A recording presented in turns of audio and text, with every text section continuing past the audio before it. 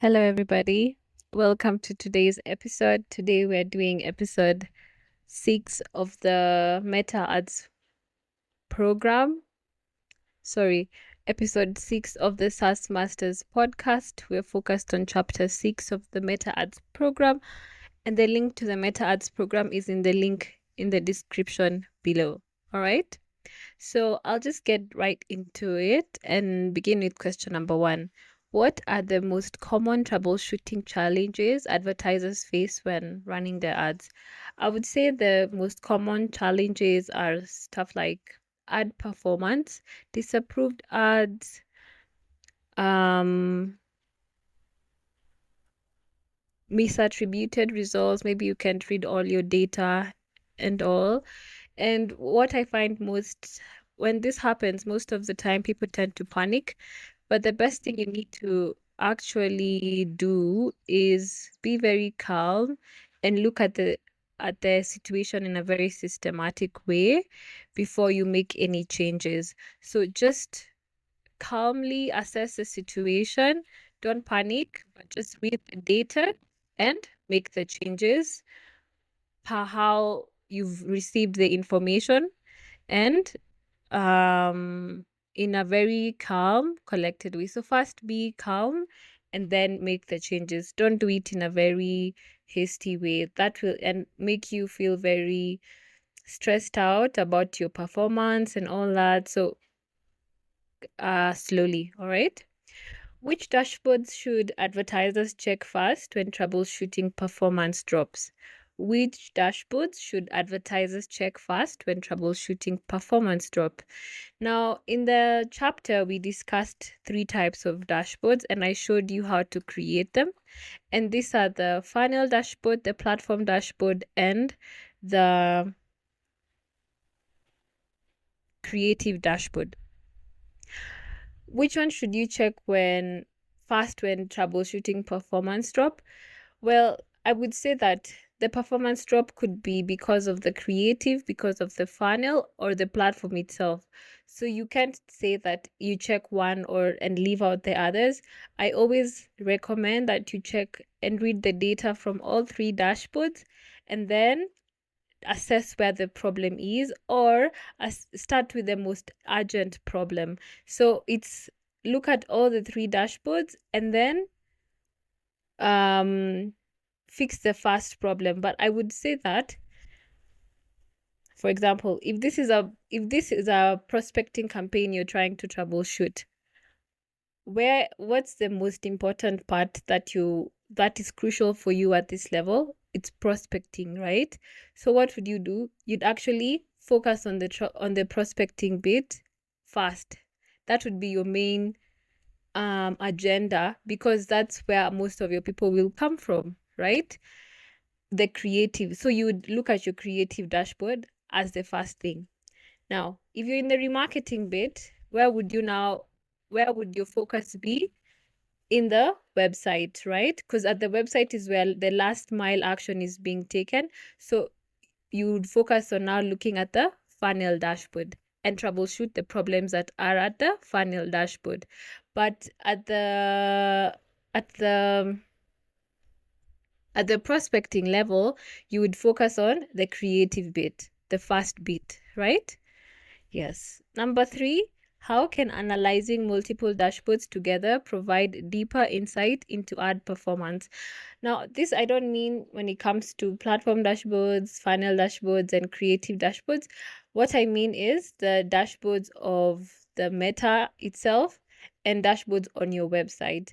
It's very important for you to analyze both dashboards, especially because of the fact that you might get misattributed results, you might not get all the data from your ads, or people who came from your ads might not all go through make the last mile of purchase on through the ad, but they might come later on through another channel, so they might just end up being attributed on the website. So it's very important for you to look at your ROAS, not only from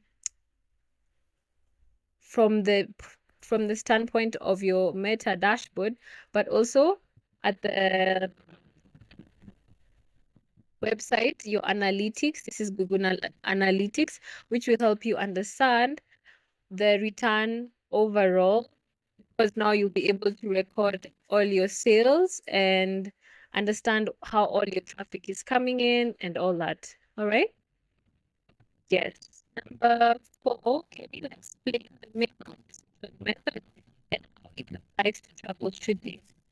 Well, the make good decision method is very crucial because it's an easy way for you to read data. Okay, it's an easy way for you to get data up, paste that data in the make good decision Excel sheet, read the data, then make the decisions. It's like a gift I'm giving to you because it will save you time, it will reduce your stress. So if you haven't taken the Meta Ads program, the make good decision method is in the method Excel sheet is in the Meta Ads program. So link in the description below. Number 5, what are the most frequent media buying problems and how can they be fixed? Well, there are a couple of problems that come often, and the solutions I've already said so many times in the previous episodes. We have ad fatigue. Ad fatigue is creative problem. So you fix this by refreshing your creatives often. High CPMs is high cost per 1,000 impressions. So this is an audience problem. So you fix by testing different audience segments. All right. Then we have low conversion rates. Now, this is a problem with your website or your funnel. So you fix or refine your offer and how you present it on your landing pages. All right. Yes. Number 6, what's the best way to handle sudden increases in cost per result? What's the best way to handle sudden increases in cost per result? Okay, let's think. Cost per result. Why could we be receiving a sudden increase in cost per result? Well, if our cost at the creative level increase, this is our cost per click.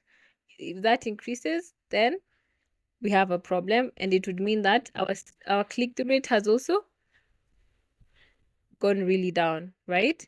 So you look at that you start at that point, and then audience bit, you're like, okay, so maybe my CPM is really high, fix that. At the website bit or at the funnel dashboard bit, I'm getting a lot of drop-offs at add to cart level. Maybe it's how I have structured my payment gateways, or maybe it's my product page description or how I've presented it. So you just keep look at those 3 bits and then make the changes. Or in overall, if you can't actually make a decision based off of those 3 bits, you could now come into maybe using the tools like or changing your bid strategy. So it's like cost cap, bid cap tools to actually ensure that you don't go above a certain amount of cost per result. All right? Yes. Number 7, what are the most common reasons ads get disapproved? Well, I'd say that the most common reasons ads get disapproved is you've violated a rule. So make sure you read all the policies and the rules that Meta has for you before you start running your ads. The other, I would say you have phrased your wording poorly. So you're calling out people's attributes. This is like you're calling out their age, you're calling out their race, their ethnicity, religion. So that's not allowed. And then also the content you're using, if it has a lot of nudity, if it has a lot of before and after, for example, videos and all that, that's not something that Meta likes. So you could check on that. Okay. Number 8, how can advertisers prevent disapprovals before they happen? How can advertisers prevent disapprovals before they happen? First off, I would say just check in with Meta and use the Facebook policy checker before you submit your ad. So you could check the policies read the policies for Meta, or you could submit your ads to the policy checker before you publish. Okay? Yes, and then just avoid using restricted words and test alternative phrasings. Also keep backup and variations. So if one gets disapproved, you can always use another one during that downtime. Okay? Yes. Number 9. What are the key skills and tools an advertiser needs to operate like an agency? What are the key skills and tools an advertiser needs to operate like an agency? I would say you just need to have a very good understanding of data, so know how to read performance metrics, and I've made it very easy through the Make Good Decisions method in the Meta Ads program. The other is creative strategy. Have a very good creative strategy in that you know how your content is coming in and you have a high churn of content coming in because content is king. Process and automation. If there's stuff that you can automate, make sure you actually automate them, and you can just streamline your workflows in a Google Sheet so that you can know what's happening in case you need a reminder. Okay? Yes. Number 10, how can someone transition from relying on agencies to managing their own ads effectively? I would say if you are relying on agencies and you don't have the knowledge, first off, your focus would be to actually gain knowledge, all right? It's for you to actually sit, take some time, learn the skill of meta ads, and then implement slowly. You can start with a small budget as you grow, as you learn and get comfortable, and then start scaling. And then when you're ready to even hire an agency, you'll be on the know of what's happening and if they're doing a good job. And that way, you'll get better results because obviously the agency you'll have a good relationship with the agency and you'll know what's happening with your business. And it's very important for you to always know what's happening with your business. Okay? Yes.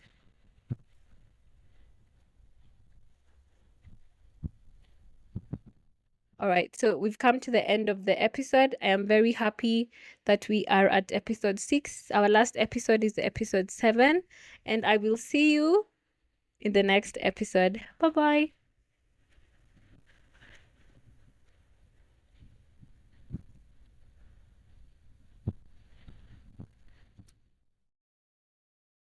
Hello, everybody. Welcome to today's episode. Today we're doing episode 6 of the Meta Ads program. Sorry, episode 6 of the SaaS Masters podcast. We're focused on chapter 6 of the Meta Ads program, and the link to the Meta Ads program is in the link in the description below. All right. So I'll just get right into it and begin with question number 1. What are the most common troubleshooting challenges advertisers face